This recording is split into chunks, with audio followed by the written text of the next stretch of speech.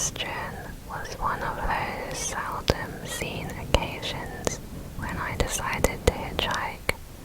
I had worked late and was too exhausted to walk. Most of the time when I hitched a ride, I would not get into the car with a lone man. Only women, or sometimes men with a wife or girlfriend or kids in the car. This night, though, cars were few and far in between, and it was cold, and really, when he pulled over, I took a good look and figured I could take him if he tried anything. He was on the slender side and had a strange frailness about him, even though he looked healthy enough. I got into the car after we agreed on a destination. We exchanged names and I warmed my hands on the heating vent.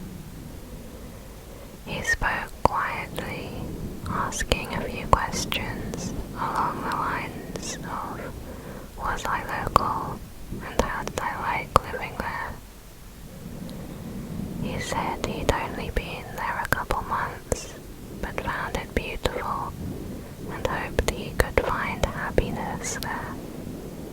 That comment struck me as a little odd, but I brushed it off. It began to snow, and the road quickly got slippery, so he slowed and kept his eyes straight out the windshield, driving silently. I was okay with that, as small talk was never my forte. About 10 minutes later, I noticed a car near the intersection we were approaching seemed to be sliding. So I said, "Watch out." He immediately hit the gas, shooting through the intersection, and burst out saying, "Don't ever scream at me." Needless to say, I was taken aback. I said, "Look, this is close enough. Just pull over here and I can get there." He didn't seem to hear me. I said, "Richard, did you hear me? I said you can pull over here and let me out." No response. He just stared straight ahead, driving faster now than he had been since it began to snow. To say I was scared doesn't seem to cover the depth of fear that began to arise in me. I didn't know if I should stay quiet or speak, but I was damn sure not going to yell after his outburst. After about a mile, he began to mumble under his breath. I couldn't quite make out what he was saying, but I assumed he was speaking to me, so I said, "I can't hear you." He began to speak quietly and rapidly, saying things like, "You're always yelling at me. I've told you time and time again, I do not appreciate being yelled at. But do you listen? No. Well, I'm done listening to you now. Do you hear that?"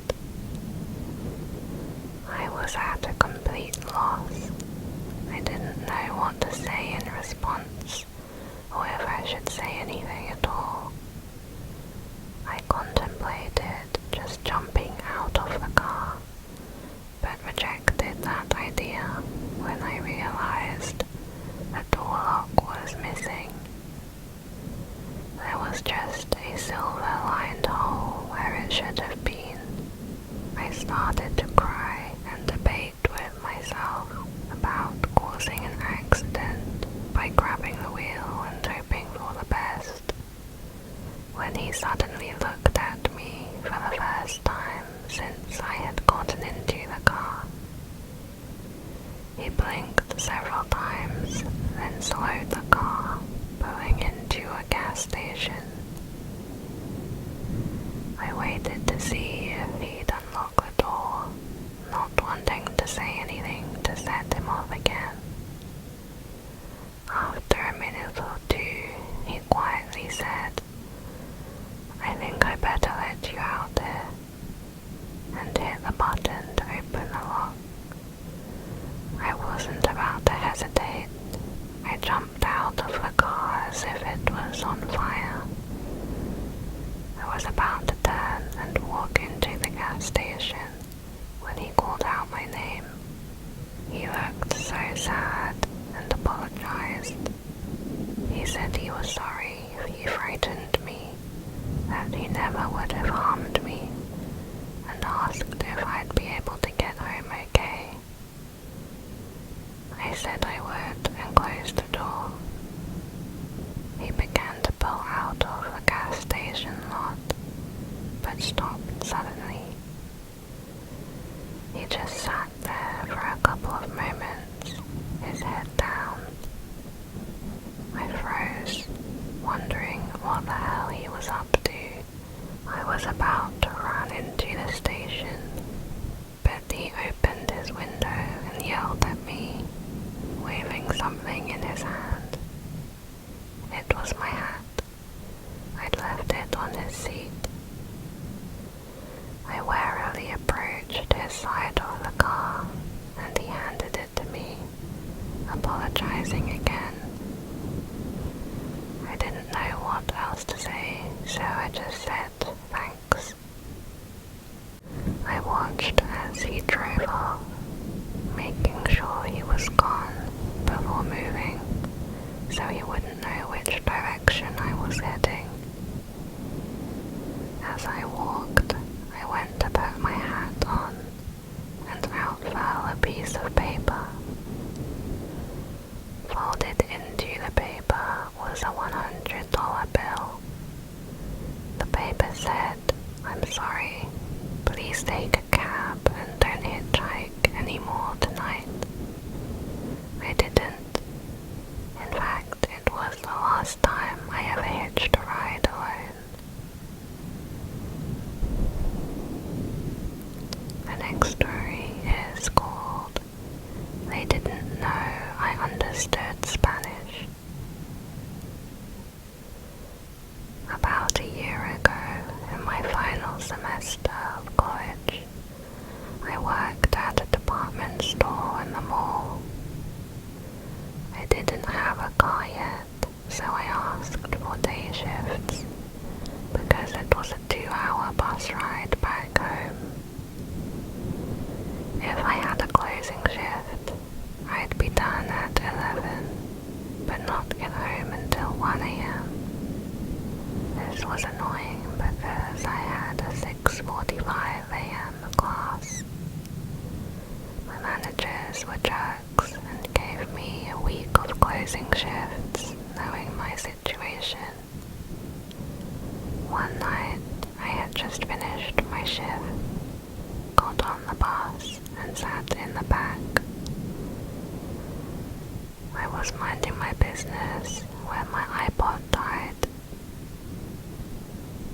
I just kept my earbuds in and occupied myself by playing a crossword on my phone. About 2 seats behind me, I hear some guys speaking in Spanish. My stepmother is Puerto Rican, so while I understand a fair bit of Spanish, I don't speak it.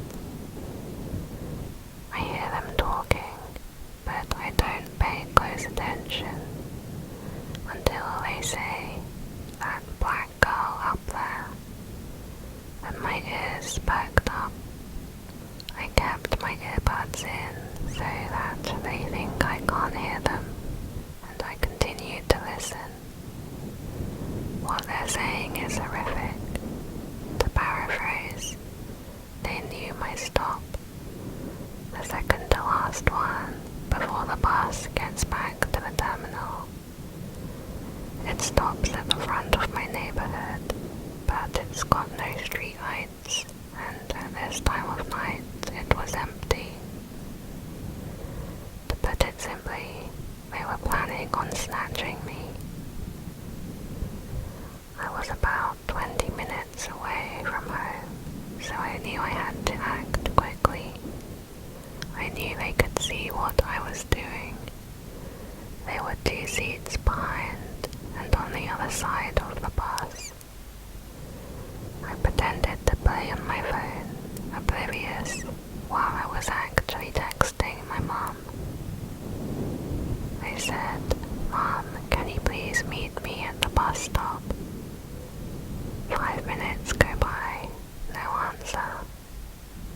We're getting closer to my stop, so I decided to call her cell. No answer. I call the house phone and she finally answers.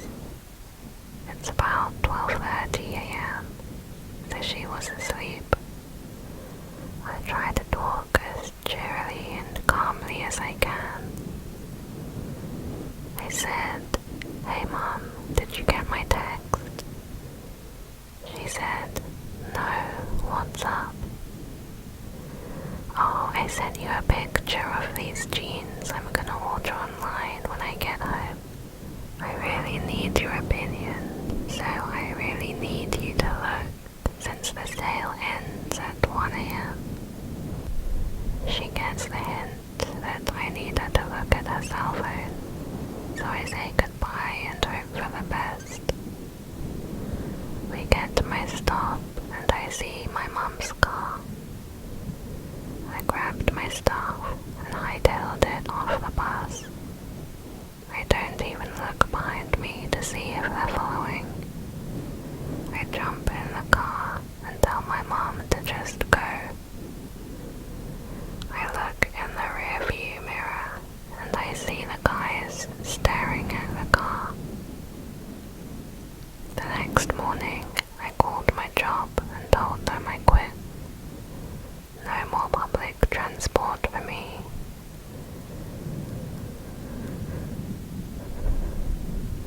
The next story is called Here I Am.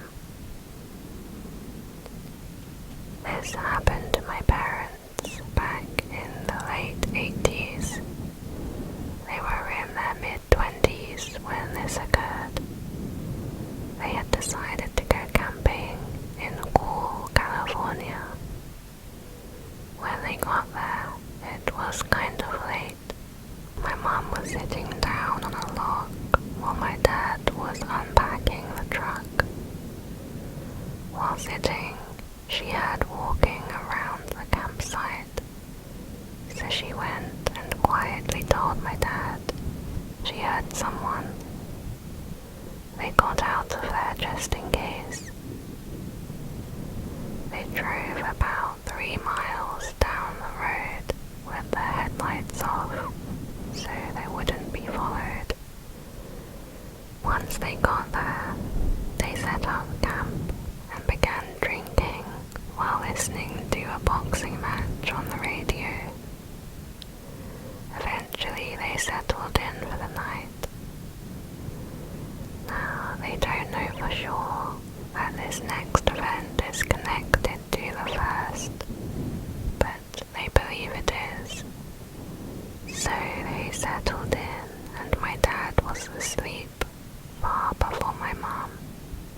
My mom was in a halfway state, half awake and half asleep. Suddenly she hears footsteps outside the tent. She abruptly snapped back to consciousness and listened. She tried waking my dad, but he was way too out of it. She listened for what seemed like hours, when suddenly she hears the most creepy voice you could imagine say, "Here I am, I'm going to kill you." While saying this, the man ran what she believed to be a knife along the tent.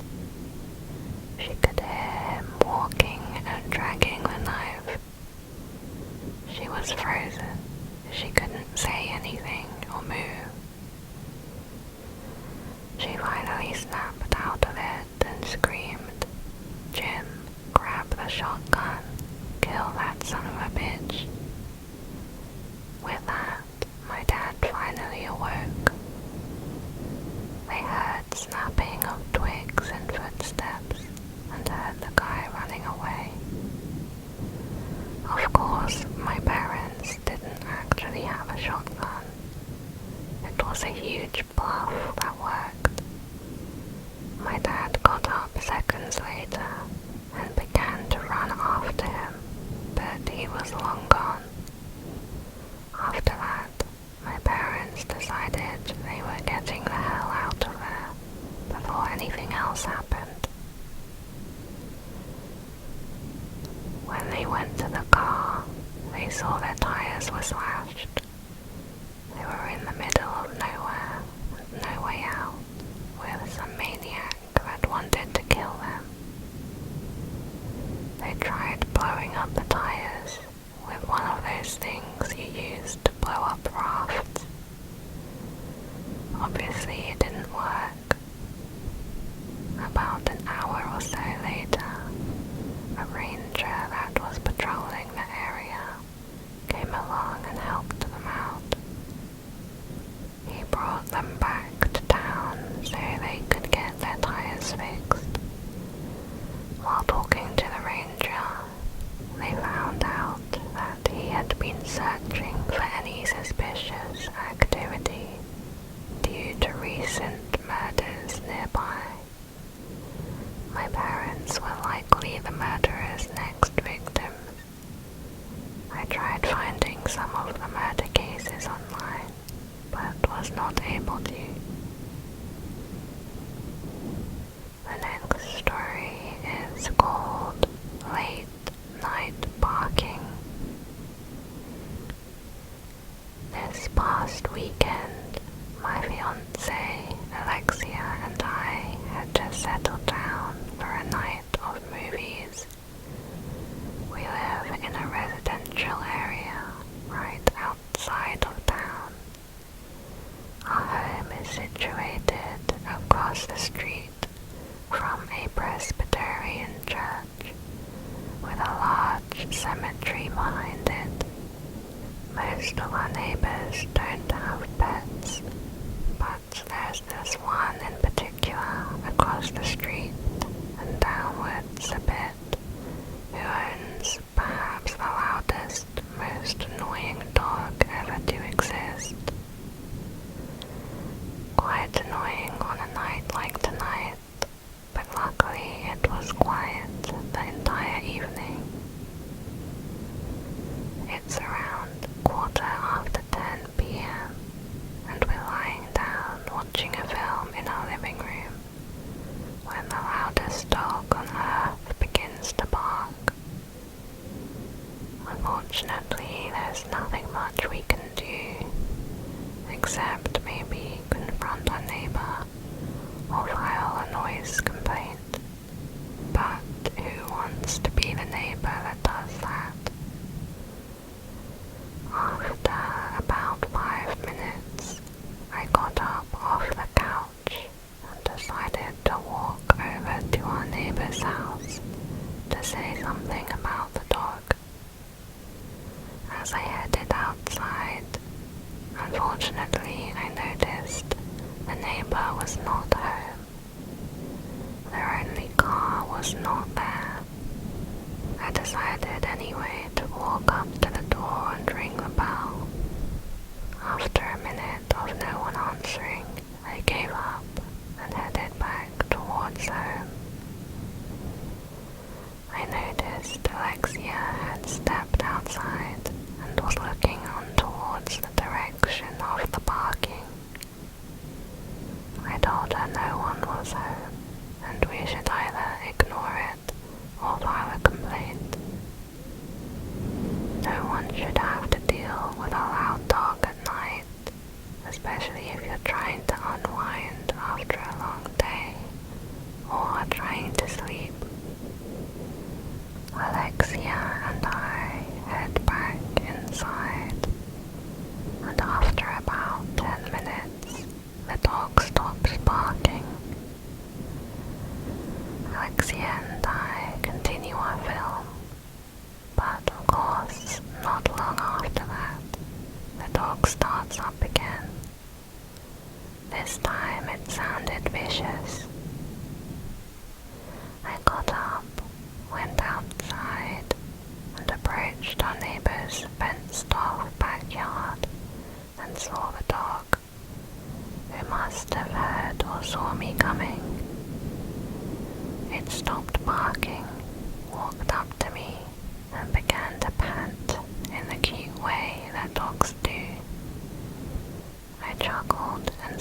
dog's name, to which he looked at me and sat down. I then heard something that sounded like somebody walking through leaves, coming from behind me and to the right. I turn around to see someone looking at me from behind a gravestone in the cemetery. The dog must have heard this as well, as it sprang up and began barking in the direction of the gravestone. I looked on as the person continued staring in my direction, and the dog continued to bark. I looked towards my house. I saw Alexia standing near her car, looking at me with a confused expression. I looked in horror as I saw the person reveal himself from behind the gravestone. His forehead and cheek was stained red with blood, dripping down off his chin. In his hand was some sort of dagger. The dog went ballistic as the person took a few steps in our direction before stopping. I turned to the dog, then back at my house. Alexia, who was still standing outside, yelled out to me, asking what was wrong. I told her to call the police. She said, "Why, the dog?" To which I replied, "He's armed." Confused, Alexia went inside to get her phone. I continued to watch. The person now began to back off. The dog was going berserk. It was going to take a bit of time for someone to reach our house, so I readied myself to go into self-defense. The man finally turned around and walked away towards the back of the cemetery and into the woods. When the police finally arrived, the person was long gone, and I was stuck there explaining to a couple of skeptical officers about my encounter. They didn't seem to take me very seriously, but still investigated the area, and I explained to Alexia about the person I saw. When the police left, finding no trace of anyone, Alexia and I did not feel much better. We locked our doors and windows before heading back to continue our movie night. Next story is called Creepy Mountain Man. I was 17 at the time. I had just gotten my first job. We lived in rural Western Virginia in a small mountain community. My mom's friend owned a camping resort not far from my house that had a general store. She said she'd pay me to help out in the store during the busy months in the summer. It was a pretty easy job, and I met a lot of out-of-towners, which was nice because our community could get isolated, as most of us lived far away from each other. One day, a big burly mountain man came into the store. He was in his late 40s, early 50s, probably 6'5", and about 280 pounds. He looked dirty, like he worked outside a lot. His clothes were tattered, and he had a long beard. He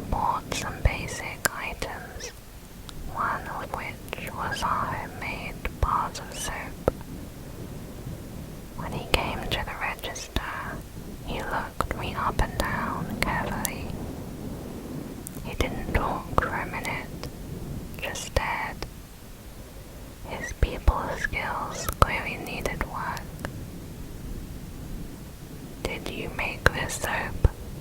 he asked gruffly. "Possibly," I said. "I help out with that sometimes." "You make a lot of your own stuff?" he asked. "Toiletries and things like that, yeah," I replied. "I like that," he said, nodding to himself. I did not know how to respond. I quickly rang up his items, and he paid with crumpled money. "Right before you left," he asked, "you cook too?" "Sometimes," I said. "Bet the boys round here are itching to marry you," he said as he smiled to himself. I said nothing. I was puzzled as to what I said that stood out as wife material. I told Krista, my boss, about the bizarre encounter, and she laughed it off. So did my family and friends when I told them. But then, Mountain Man started turning up more often. We chatted a little bit here and there, and I found out he had a cabin in the woods he claimed he built with his bare hands. He said he hunted and lived off the land, other than the things he bought from the store.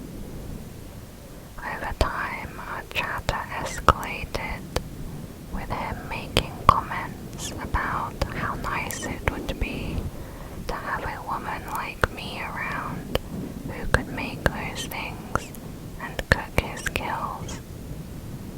One time he even said I had the birthing hips that men lust after. Shudder. He even started inviting me to go fish with him, hunt with him, see his place, etc. I always politely declined, but he got more and more insistent. I told Krista about how uncomfortable he was starting to make me. The intensity which he said those things really scared me. She said that when he came in to go get her, and she would ring him up. Thanks to her, I started to talk to him less, and I thought I would not have to deal with him anymore. But one night, I was closing up, and it was late, around 10 p.m. Krista had left about an hour before, and now I was leaving by myself. The only two cars in the front of the store were mine and an old blue pickup truck. I was immediately alarmed because I knew Mountain Man drove a blue pickup truck. I didn't see him in the lot, just his car, so I walked quickly to my car and checked the back seat before I started up. When I first turned the key into the ignition, I got nothing but sputters. I tried several more times and got scared quickly. Of all nights, why is this happening tonight? Just as I was reaching for my phone to call for help, there was a loud pounding on the driver's side window. I didn't even want to look because I knew it was him, but I did, and my suspicions were confirmed. He smiled a big grin at me, showing exactly which teeth were missing. "Need some help?" he said loudly through the window. I shook my head furiously.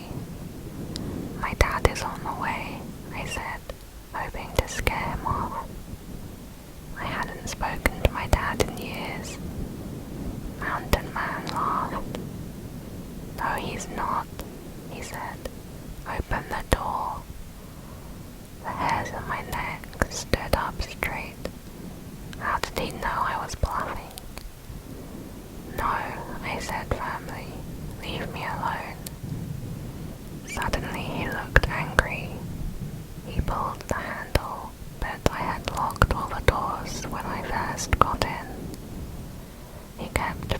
furiously pulling the handle and started pounding on the window. "Leave now or I'm calling the cops," I screamed. He clearly wasn't getting the message, so I pulled out my phone and called 911. I must have sounded hysterical to the dispatcher, and I knew she could hear him pounding. She said she would have officers out as soon as possible, but out here that could take a while. "The cops are on their way. Leave now," I screamed, who didn't seem to let it deter him. But after a few more minutes of pounding, he suddenly stopped and walked back to his truck. I watched him go, hopeful that he would leave me alone. But then he started walking back towards me with a crowbar in his hand. "No," I screamed to him. "Get away from me." He started swinging at the driver's side window with the crowbar. I ducked down into the passenger seat on the floor and covered the back of my neck like they teach you in tornado drills. I heard the sickening crack of the window, but not for long. Suddenly, I heard male voices shouting, telling Mountain Man to get away from the car. I sat up and saw two men approaching, one with a shotgun pointed at Mountain Man. I recognized them as a couple of guests staying at the resort for a camping trip. I breathed a sigh of relief and got out of the car, telling them the police were on the way. I thanked them profusely as we waited for the police. Surprisingly, Mountain Man did not make any moves to get away. But the cops came pretty quickly after that, so he didn't have much of a chance. They took him away and I gave my statement. I was pretty shaken up for a while afterwards. A few weeks later, I finally got a scoop on the man. Apparently, he had a history of mental illness. He had been in and out of state institutions. He really had been living in an old cabin in the woods where he wasn't taking his meds. They found a journal that he kept. Apparently, he said in it that he was lonely and wanted a wife. He mentioned me by name a lot, and there were a lot of lewd things in there about me. But put simply, it said Mountain Man had a detailed plan to abduct me, starting with sabotaging my car engine to get me into a vulnerable position. When I heard that, I nearly burst into tears, thinking about how bad that night could have gone if those two men hadn't come along. Thankfully, he has been put back into a state institution. Next story is called Railroad. I was 19, staying late at the college darkroom to develop some film for my photography class. The photography building was a dark, rickety hulk near some lonely railroad tracks in a little-traveled part of campus.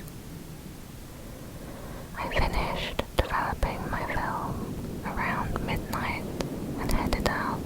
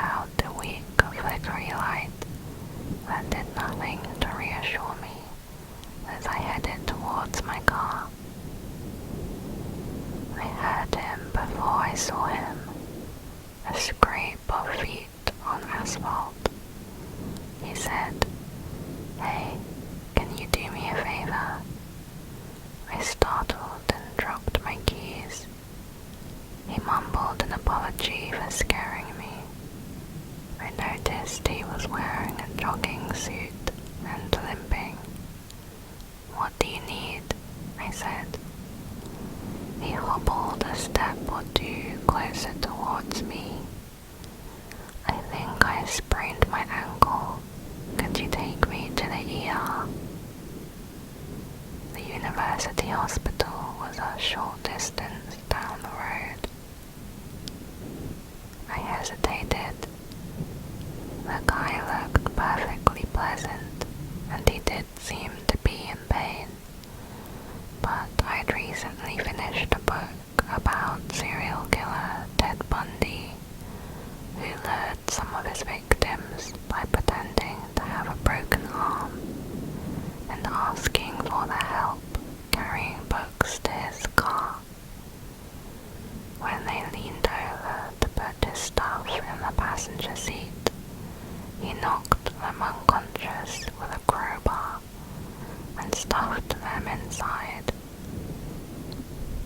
This scene played across my mind as I looked at the guy. It also occurred to me, why the hell would anyone want to jog in this creepy part of town? I'm sorry, I can't do that, but I can call somebody for you.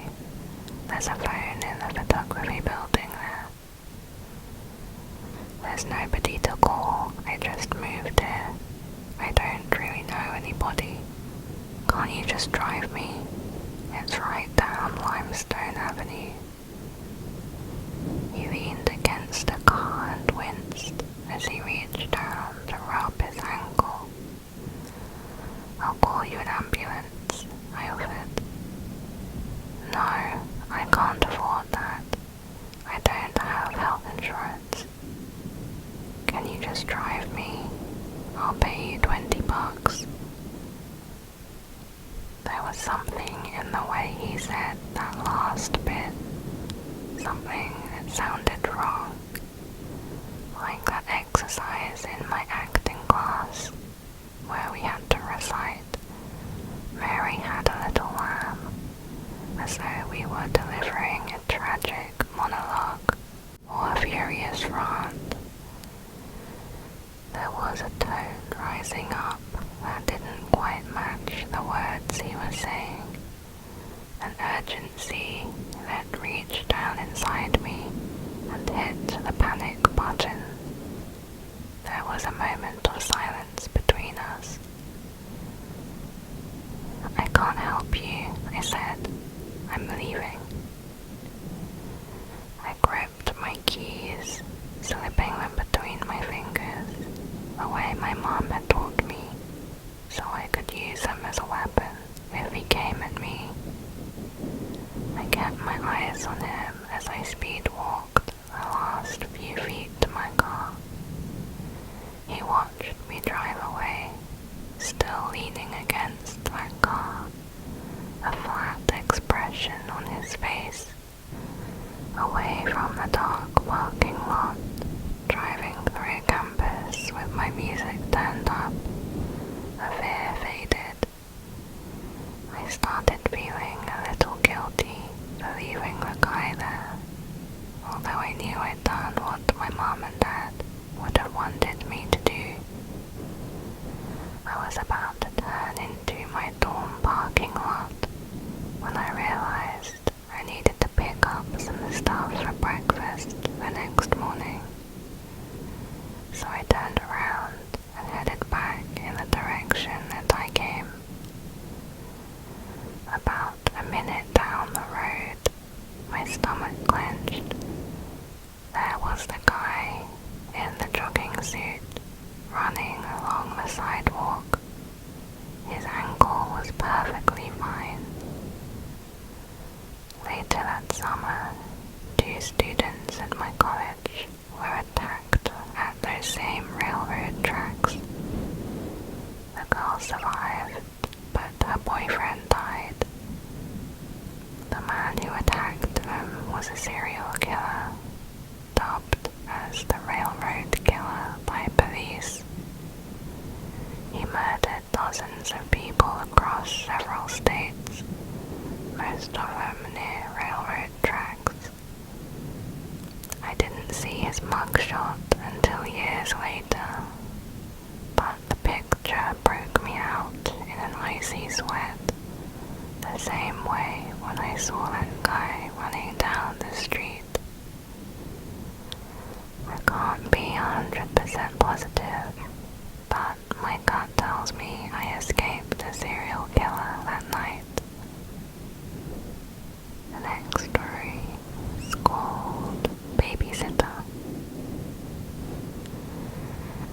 This was a very long time ago. It was summer 1973. I was 6 and we were living on Monica Lane in Madison, Wisconsin.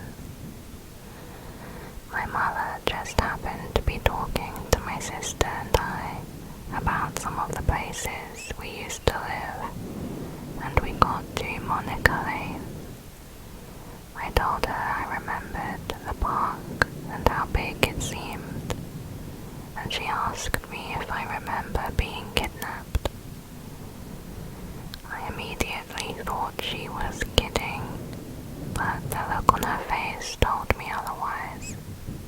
One day, I went with friends down to the park. I remember there was a ball field at the time and a sand lot next to the field. My friends wanted to play on the monkey bars, but I wanted to play in the sand. I looked at the sandbox and saw my babysitter Vicky standing there. I told my friends I was going to the sandbox and ran off.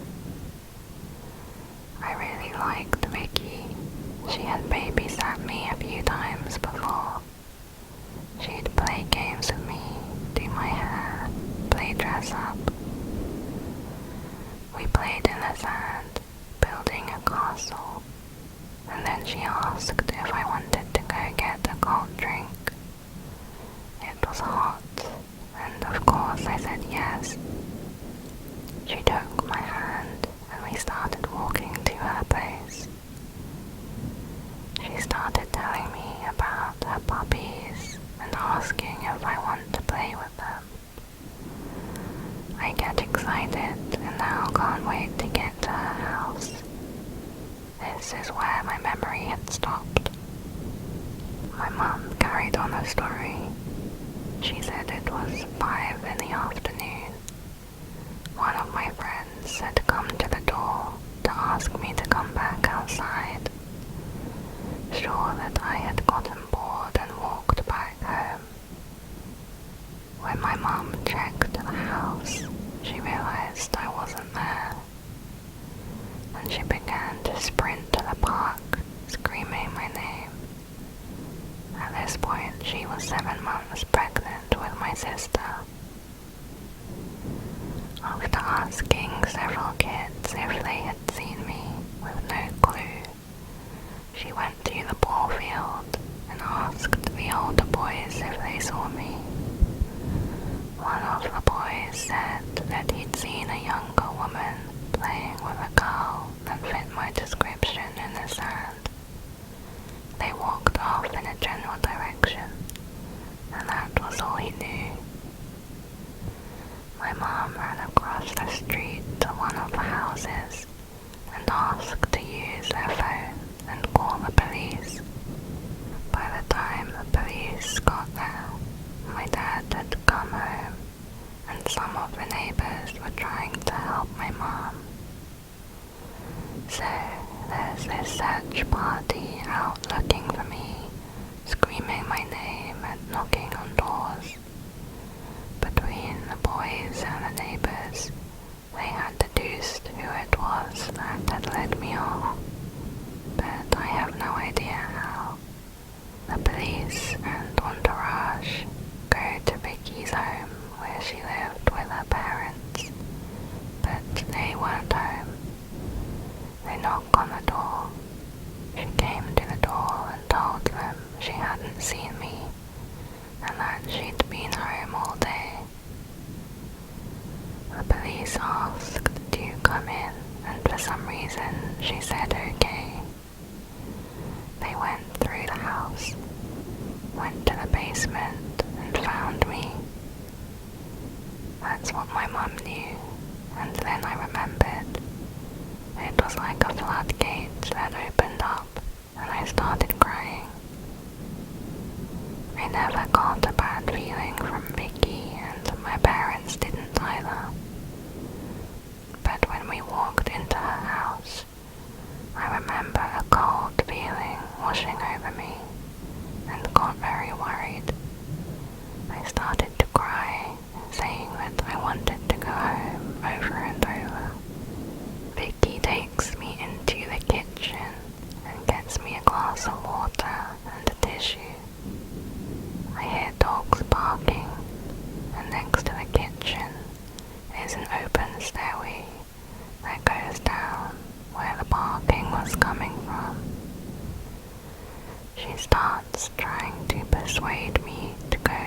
downstairs, telling me there's all sorts of toys and games down there.